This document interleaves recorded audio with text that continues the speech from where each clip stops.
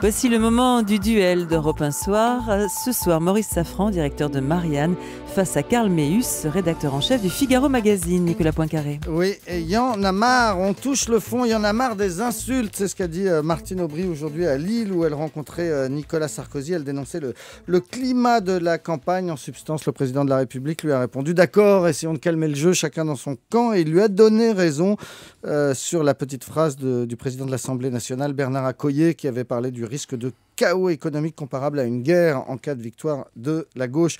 Et vous, comment vous le trouvez, ce climat de début de campagne? On commence avec vous, Maurice Safran de Marianne. D'abord, pour sourire, celui qui est le plus mal placé historiquement pour donner des leçons de vocabulaire, c'est Nicolas Sarkozy. Le vrai spécialiste du durcissement du vocabulaire dans la politique, c'est Nicolas Sarkozy. Il suffit de lire les différents livres, dont celui de Gisbert qui ressort en poche, pour voir que c'est vraiment le grand spécialiste. Ou le vôtre. Ou le vôtre. Mais bon, on va pas faire de la pub, pas faire de l'autopromotion. Mais le livre de Gisbert, en tout cas. Vous faire de pub. Mais ça, c'est la première chose. La seconde chose, c'est que c'est vrai que ça part très vite, très fort, mais sans doute pour une double raison.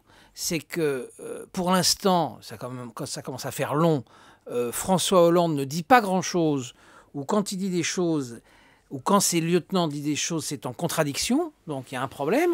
Et puis Nicolas Sarkozy, alors là, de mon point de vue, dit tous les jours absolument n'importe quoi sur tous les sujets, et les Français ne le prennent pas très au sérieux. Donc ce vide du côté de Hollande et cette façon de dire plein de choses maintenant du côté de Sarkozy, ça crée une campagne effectivement très curieuse. Karl Meus. C'est Jean-François Copé, j'ai retrouvé une citation qui disait la vie politique, c'est pas un sport du dimanche pour enfants gâtés. C'est le moins qu'on puisse dire. Hein. Oui, en campagne électorale, c'est la même chose. Se plaindre qu'il y ait des invectives, qu'il y ait des mots un peu violents, aller aux États-Unis. Là, c'est dans des spots télévisés que les concurrents s'invectivent, font de la publicité. Même parti. Même au sein du même parti. Ouais. Au sein même, exactement, dans des primaires. Et après, c'est encore plus fort. Donc, ça ne veut pas dire qu'il faut que la campagne soit que là-dessus. Moi, je ne trouve pas que la campagne n'ait que ce petit buzz qu'il y a autour de c'est un sale mec, voilà, ou la guerre. On est à 100 jours, un peu plus du premier tour, et on a déjà eu, je faisais le compte, à peu près 4 propositions très intéressantes. On est d'accord, on n'est pas d'accord. 3 de Nicolas Sarkozy, qui se trouve ne pas être encore candidat d'ailleurs.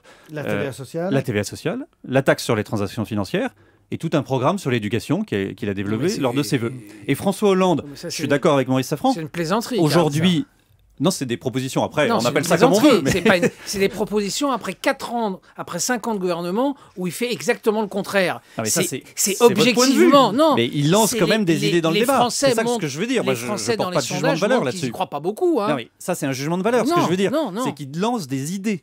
On ne peut pas lui dire vous avez gouverné pendant 4 ans, vous n'avez plus le droit de lancer d'idées parce que ce que vous n'avez pas fait, non, c'est pas pourquoi des vous ne l'avez pas fait? C'est des lois qui sont censées passer avant la fin de son mandat. En plus, c'est un truc absolument incroyable. Mais ça, c'est autre chose. Mais en tout cas, la campagne n'est pas seulement des invectives et des jurons.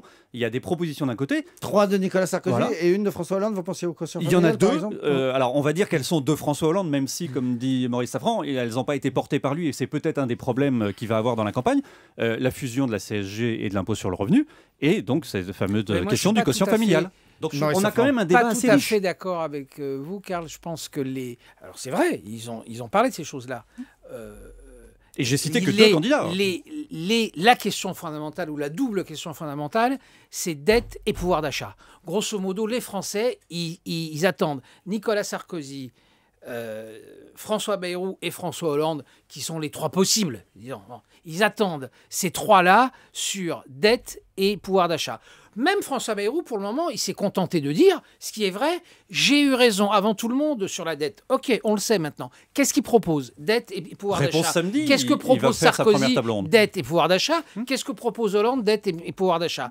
Quand ils répondront à ce double défi-là, alors effectivement, on sera sérieusement dans la campagne. Jusque-là, j'y crois pas trop. L'emploi aussi, non? L'emploi, oui. Bien sûr, c'est la même chose. Tout est lié. Mais les propositions que j'ai citées qui ont été lancées répondent en partie à cette problématique. Le pouvoir d'achat, l'histoire du quotient familial, c'est bien pour donner du pouvoir d'achat à certaines catégories de la population qui sont ciblées par François Hollande. Quand on parle de taxe sur les transactions financières, c'est bien pour la dette. Donc on voit bien qu'on est dans cette problématique-là. Après, la question, c'est que les médias donnent plus d'importance peut-être à certains événements qui sont épiphénomènes, qui sont sur sur quelque chose qui nous parle, parce que quand on traite quelqu'un de sale mec, ça veut dire aussi quelque chose, même si c'était du off, même s'il l'a pas dit comme ça. Au fond, on sait bien que François Hollande pense ça de Nicolas Sarkozy. Mais il faut pas occulter le fait que je trouve que là, on est début janvier, à 100 jours du premier tour. 100 jours demain, d'ailleurs, on fera une journée spéciale demain. Et qu'il y a quand même des propositions. Ouais. Maurice Safran, ce serait la faute de la presse. Les candidats parleraient des vraies questions et ce sont les journalistes qui mettent en avant ces petites phrases. Je ne crois pas du tout. Je crois d'abord qu'il y a des vrais choix stratégiques, des choix stratégiques de communication. Hein. Que Nicolas Sarkozy ait confirmé hier que Nadine Morano était formidable et qui veut absolument qu'elle poursuive sur ce terrain-là, ça veut dire quelque chose. Ça veut dire quelque chose. Aujourd'hui, dans une campagne présidentielle en 5e République, le quasi-porte-parole le plus important du président sortant, c'est Nadine Morano. C'est un style particulier, c'est des propos particuliers, c'est une façon de faire de la politique particulière. Donc on ne s'étonne pas ensuite que dans la presse, sur Internet, le buzz, etc., ce soit très au ras des pâquerettes. Oui, on est pour l'instant dans une campagne qui, par choix délibéré pour l'instant, une campagne qui est au ras des pâquerettes, c'est vrai. Non. Alors, sur Nadine Morano. Oui, parce que Maurice Safran feint de voir que l'arbre qui cacherait la forêt. Voilà, il n'y aurait qu'une porte-parole, c'est Nadine Morano. Dans une campagne, il n'y a pas qu'un seul porte-parole. Nadine Morano parle à une partie de l'électorat. On l'aime ou on l'aime pas. On n'aime pas ce qu'elle dit, on aime ce qu'elle dit. C'est une chose, mais Nicolas Sarkozy aurait tort, de la même façon que François Hollande aurait tort de se priver d'un des éléments de son camp. C'est-à-dire que François Hollande, pareil, Arnaud Montebourg dit aussi certaines choses qui peuvent être... Mais c'est pas juste. Je parle pas de justesse, je parle de politique. Il faut faire de la politique. Dans son camp, on a besoin d'avoir tout le monde autour de lui. Michel Sapin, Arnaud Montebourg, Pierre Moscovici, ils sont pas d'accord sur tout. On peut multiplier les exemples. Ce sont des classiques. Ils font de la politique de façon classique. Le choix de Sarkozy de porter aussi haut Nadine Morano, ça veut dire quelque chose. Mais en quoi elle ne fait pas de la politique de façon classique? Elle est secrétaire, elle est ministre. Non, la façon de le dire, la façon de le faire, la façon de traiter les gens, c'est son caractère. C'est son caractère. Mais de la part du président, c'est un choix, c'est tout. C'est un vrai choix. Le président, il est obligé de s'appuyer sur les gens qui vont monter au front. Dans une campagne présidentielle, désolé, je reprends la phrase de Jean-François Copé, c'est pas un sport du dimanche pour ceux qui veulent rester planqués. Il faut aller au front. Et de la même façon que François Hollande a besoin de gens comme ça qui osent y aller, qui osent affronter le camp d'en face, et ben Nicolas Sarkozy en a besoin. Il en a peut-être même d'autant plus besoin que, si on regarde objectivement les choses, c'est vrai que dans son camp, ils ne sont pas hyper nombreux à monter pour le défendre. Au lendemain de ses vœux, d'ailleurs, il a poussé une certaine gueulante. Vous en aviez parlé sur votre antenne en disant « Mais c'est incroyable, je fais mes vœux, il n'y a personne pour les relayer. » Ils étaient tous partis en vacances. Mais moi, je suis pas sûr de ce que vous dites. Je crois que Sarkozy est dans un piège. On voit très bien pourquoi il fait monter Morano. C'est pour essayer de récupérer une partie des voix du Front National. Simplement, ça le met dans un piège absolument terrible, parce qu'il ne gagnera pas, et on en a souvent discuté tous les deux, il ne gagnera pas sans le centre-droit et le centre-gauche, et la politique façon Morano, ça fait aussi fuir des électeurs centre-droit, centre-gauche. Donc c'est compliqué. Un mot sur les derniers sondages, celui des Échos ce matin qui place François Hollande à 27, Nicolas Sarkozy 25, Marine Le Pen 17 et François Bayrou 15%. Et puis dans le Figaro Magazine de ce week-end, Karl Meeus, c'est un autre très bon sondage pour François Bayrou.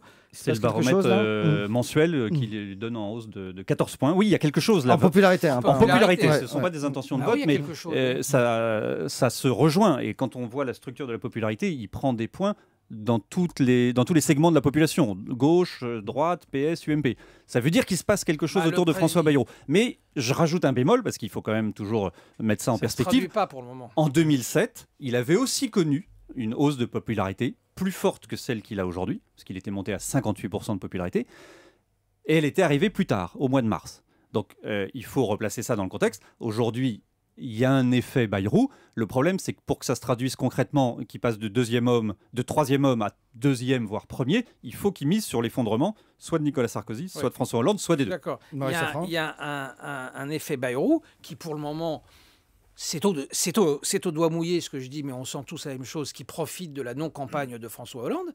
Moi, je rencontre des tas d'amis qui veulent voter Hollande, qui commencent à se poser la question du vote François Bayrou, parce que comme il ne dit rien, je vais peut-être aller voter Bayrou. C'est ce qu'on voit dans le sondage du Figaro Magazine. Donc il y a une vraie baisse de François Hollande. Ça reste haut, 27, mais il est passé en quelques semaines de 32-33 à 27, et Nicolas Sarkozy a son socle, et il ne bougera pas trop de ce socle-là. Merci beaucoup, Karl Meeus du Figaro Magazine face à Maurice Safran, le directeur de Marianne. Et on le disait, donc demain, on sera à 100 jours du premier tour, et nombreux reportages et analyses toute la journée sur Europe 1. Dans un instant, l'écrivain Régis Geoffrey vient nous parler d'une terrible descente aux enfers. À tout de suite. Chaque jour,